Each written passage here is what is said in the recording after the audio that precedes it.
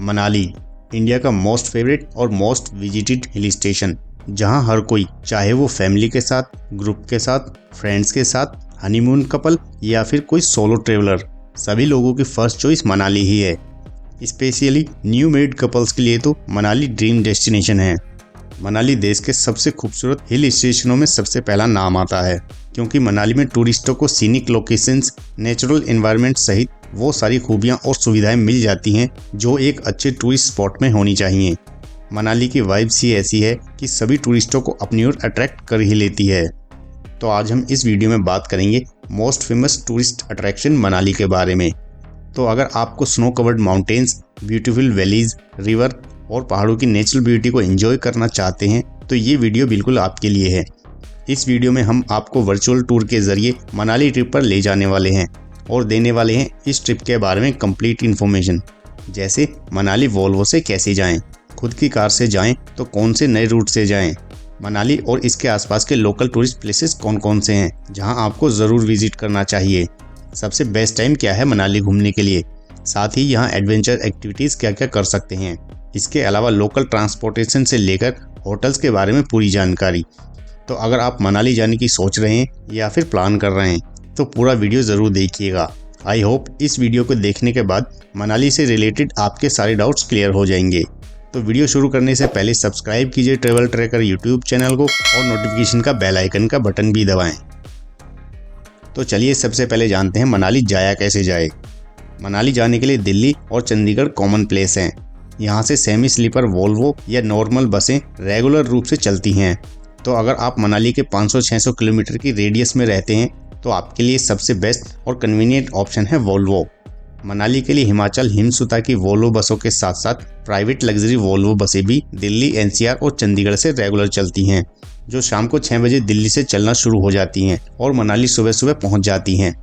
पहले जहां दिल्ली से मनाली की यह ओवरनाइट जर्नी 14 से 15 घंटों की होती थी, अब वही मनाली 4 लेन बनने के बाद यह टाइम घटकर केवल 10 से 11 घंटे ही रह गया है और उम्मीद है 2024 तक यह हाईवे पूरा बनने के बाद लगभग 9 घंटे में ही दिल्ली से मनाली पहुंचा जा सकेगा। रात भर की इस जर्नी में बस 2 से 3 बार खाने पीने और चाय कॉफ़ी के लिए रुकती है और सच में ये जर्नी काफ़ी खूबसूरत होती है। बात करें बस बुकिंग की तो ऑनलाइन और ऑफलाइन 2 तरीके हैं इन बसों को बुक करने के।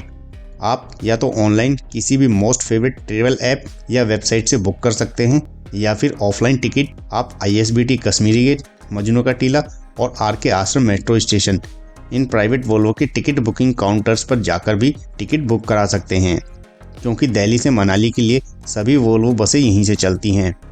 अगर किराए की बात करें तो लगभग 1000 रुपये से लेकर 2200 रुपये के बीच में आपको एक व्यक्ति की टिकट मिल जाती है। बस यहाँ डिपेंड करता है कि आप कौन सी बस ले रहे हैं और साल के किस टाइम पर जा रहे हैं, क्योंकि पीक टाइम पर वोल्वो का पर पर्सन का टिकट 2500 रुपये तक भी पहुंच जाता है। लेकिन इसके अलावा जो लोग कम बजट में जाना चाहते हैं उनके लिए हिमाचल रोडवेज की साधारण बस की भी सुविधा उपलब्ध है, जिनका किराया लगभग 800 रुपये से 1000 रुपये के आसपास होता है। बात करें कार या अपने पर्सनल व्हीकल से तो दिल्ली से मनाली की दूरी लगभग 500 किलोमीटर है। आप खुद अपनी कार से ड्राइव करके या फिर अगर फैमिली है तो प्राइवेट टैक्सी या टेम्पो ट्रेवलर हायर करके मनाली जा सकते हैं। अगर ट्रेन से बात करें तो मनाली में कोई रेलवे स्टेशन नहीं है, लेकिन इसके नज़दीकी रेलवे स्टेशन हैं पठानकोट, कालका और चंडीगढ़, जिनकी मनाली से दूरी लगभग 280 किलोमीटर से लेकर 300 किलोमीटर तक है। तो ट्रेन द्वारा इन स्टेशनों पर पहुंचने के बाद बसों द्वारा मनाली पहुंचा जा सकता है। वहीं अगर आप सबसे कम समय में मनाली पहुंचना चाहते हैं तो मनाली के भुंतर एयरपोर्ट तक आना होगा। यहां से मनाली 50 किलोमीटर की दूरी पर है, जिसको आप 1 से 1.5 घंटे में पूरा कर सकते हैं। दोस्तों, मनाली पहुंचने के बाद होटल आप मॉल रोड के पास वॉकिंग डिस्टेंस पर ले सकते हैं, जिससे मनाली के कुछ छोटे बड़े लोकल टूरिस्ट स्पॉट्स को आप वॉक करते हुए ईजिली कवर कर सकते हैं। मनाली में हज़ारों की संख्या में हर तरह के होटल्स अवेलेबल हैं। यहाँ आपको डॉर्मेट्री, हॉस्टल सहित बजट होटल से लेकर लग्जरी होटल्स और रिजॉर्ट तक भी मिल जाएंगे, जिनकी कीमत लगभग 1000-1500 रुपये से शुरू होकर 10 से 12,000 रुपये तक भी अलग अलग सीजन के अकॉर्डिंग देखने को मिलती है। तो मनाली पहुंचने के बाद फर्स्ट डे होटल में स्टे करने के कुछ समय बाद आप यहां के लोकल प्लेसेस को पैदल या वॉक करते हुए भी विजिट कर सकते हैं। जिसकी शुरुआत आप कर सकते हैं हिडिंबा देवी टेम्पल व ओल्ड मनाली से। मनाली आने वाले लगभग सभी टूरिस्ट हिडिंबा टेम्पल ज़रूर जाते हैं, क्योंकि यह जगह जितनी धार्मिक है उतनी ही खूबसूरत भी है। यह मंदिर भीम की पत्नी हिडिंबा देवी को समर्पित है। इस मंदिर के आसपास देवदार और पाइन के पेड़ इस जगह को और भी खूबसूरत बनाते हैं। यहाँ आप 2 से ढाई घंटे आराम से बिता सकते हैं। वहीं दूसरी ओर ओल्ड मनाली कई अलग अलग कैफ़ेज़ और रेस्तरां के लिए फेमस होने के अलावा शॉपिंग के लिए भी प्रसिद्ध है। उसके बाद आप जा सकते हैं क्लब हाउस। यह जगह परिवार और बच्चों के लिए फेवरेट है, क्योंकि यहाँ खेलने के लिए झूले और मनोरंजन के लिए काफ़ी कुछ है। साथ ही यहाँ बड़ों के लिए भी रिवर क्रॉसिंग जैसे कई अलग अलग एडवेंचर एक्टिविटीज़ वाले गेम्स भी अवेलेबल हैं। तो क्लब हाउस में कुछ टाइम वहाँ बिताने के बाद आप बुद्धिस्ट मोनेस्ट्री भी घूम सकते हैं और उसके बाद आ सकते हैं वन विहार।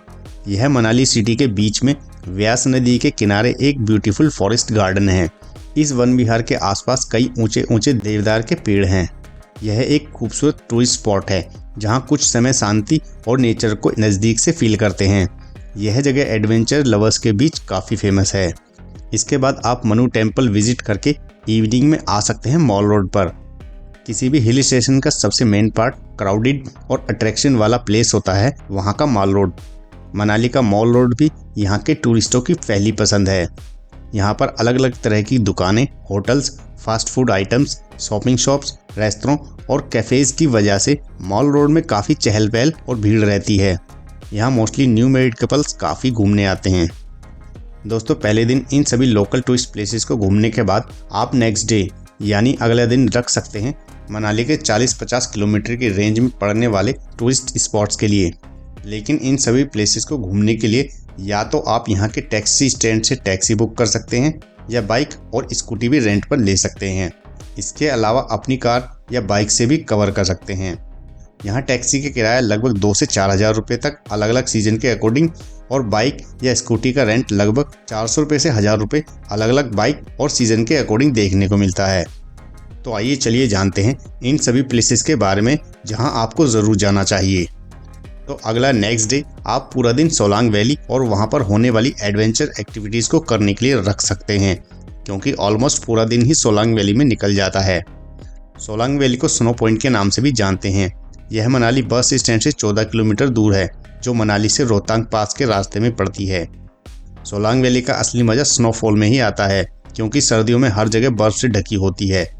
यह कुल्लू मनाली में घूमने वालों के लिए adventure sport, paragliding, horse riding, zip lining, ATV ride, skiing, ropeway और ट्रैकिंग के लिए फेमस है। अगर आप यहाँ से जल्दी फ्री हो जाते हैं तो बाकी के इवनिंग के टाइम में मॉल रोड को एक्सप्लोर कर सकते हैं। रोहतांग पास, अगर विंटर्स में रोड ओपन मिलता है तो आपको ज़रूर रोहतांग पास, सिस्सू या खोखसर तक ज़रूर जाना चाहिए, क्योंकि इन जगहों पर नेचर की ब्यूटी और बढ़ जाती है और स्नो भी काफ़ी अधिक होती है। यहाँ से पूरे मनाली की वैली, ग्लेशियर्स और पहाड़ों का खूबसूरत व्यू देखा जा सकता है। Solang valley Manali bus stand से लगभग 51 किलोमीटर दूर है। आपको यहाँ चारों तरफ बर्फ़ ही बर्फ़ देखने को मिलती है। रोहतांग पास हर साल गर्मियों में खुलता है और विंटर्स में हैवी स्नोफॉल के कारण बंद कर दिया जाता है। यहाँ जाने के लिए परमिट की भी ज़रूरत होती है। यहाँ आकर टूरिस्ट कई प्रकार की एडवेंचर एक्टिविटीज़ जैसे पैराग्लाइडिंग, माउंटेन बाइकिंग, ज़ोर्बिंग और स्कीइंग को कर सकते हैं। और बाकी के बचे अगले या थर्ड डे में आप कवर कर सकते हैं नगर कैस्टल, मणिकरण साहिब और कसोल। नगर कैसल एक एसेंट शाही किला है जो लगभग 500 साल पुराना है। कभी कुल्लू की पुरानी राजधानी हुआ करता था यह नगर। यह जगह पत्थरों और लकड़ियों से बनाया हुआ है, जिसे देखने भी ऑलमोस्ट सभी टूरिस्ट आते हैं। यहाँ से भी वैली का अमेजिंग और खूबसूरत व्यू दिखाई देता है। यहाँ विजिट करने के बाद आप जा सकते हैं मणिकरण साहिब गुरुद्वारा। मणिकरण साहिब एक बहुत फेमस गुरुद्वारा है जो एक तीर्थ स्थान भी है। मणिकरण अपने पानी के झरनों के लिए प्रसिद्ध है। यह जगह रिलीजियस एक्टिविटीज़ के साथ साथ एक आकर्षक एडवेंचर प्लेस भी है। मनाली ट्रिप के दौरान टूरिस्ट इस जगह को भी ज़रूर विजिट करते हैं। इसके बाद यहाँ से 5 किलोमीटर दूर एक और खूबसूरत और एडवेंचर एंड ट्रैकिंग लवर्स लोगों की पसंद कसोल घूमने जा सकते हैं। कसोल कुल्लू से केवल 40 किलोमीटर की दूरी पर पार्वती वैली में स्थित एक सुंदर टूरिस्ट स्पॉट है। कसोल अपने विदेशी टूरिस्टों यानी हिजराली टूरिस्टों के लिए काफ़ी फेमस है। यहाँ लोकल से ज़्यादा विदेशी टूरिस्ट यानी इजरायली टूरिस्ट आते हैं, जिस कारण इस जगह को मिनी इजराइल भी कहा जाता है। यह जगह ट्रैकर्स, बैकपैकर, एडवेंचर और नेचर लवर लोगों की फेवरेट डेस्टिनेशन है। इन सब के भी अलावा आप मनाली के और भी बहुत से लोकल प्लेसेस पर घूमने जा सकते हैं, जैसे वशिष्ठ टेम्पल, नेहरू कुंड, जोगिनी वाटरफॉल सहित विभिन्न स्थलों को देख और घूम सकते हैं। अब बात करें मनाली ट्रिप के सबसे अच्छे समय के बारे में, तो मोस्टली साल भर टूरिस्ट मनाली आते रहते हैं, बट पीक सीजन की बात करें तो विंटर्स में दिसंबर टू फरवरी और समर्स में अप्रैल टू जुलाई पीक सीजन होता है। मोस्टली 20-25 दिसंबर के बाद मनाली में स्नोफॉल शुरू हो जाती है। अगर स्नोफॉल पसंद है तो आप इस दौरान आ सकते हैं। अब बात करें पूरी ट्रिप की बजट की, तो यह टोटली आप लोगों पर डिपेंड करता है कि आप लोग किस तरह से खर्च करते हैं और कैसे आप अपना ट्रिप प्लान करते हैं। बट अगर एवरेज बजट की बात करें तो 2 से 3 दिनों के लिए वोल्वो से 15,000 रुपये से लेकर 20,000 रुपये तक एक कपल का एक्सपेंसेस आ जाता है। तो मनाली के बारे में इस जानकारी के अलावा अगर आपका कोई क्वेश्चन या क्वेरी है तो आप कमेंट करके पूछ सकते हैं। उम्मीद है वीडियो आपको पसंद आई होगी। अगर पसंद आई तो वीडियो को लाइक, कमेंट, शेयर करने के साथ साथ चैनल को सब्सक्राइब भी करें।